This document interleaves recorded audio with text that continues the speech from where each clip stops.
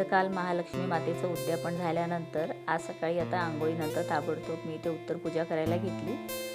तर इथे तांदूळ अक्षता वाहून ना देवीला अगरबत्ती वगैरे दाखवून घेतलं आणि त्यानंतर घट हलवला, सगळे वस्तू जे ठेवलेले असतात सगळे काढून घेतले। आणि आज शेवटचा दिवस ना, काल उद्यापन झालं त्यामुळे आज ना देवीला वाहिलेले जे काही आपण दागिने असतात ते सगळे घालून थोडा वेळ आपण ठेवायचे आणि त्यानंतर मग ते काढून ठेवायचे।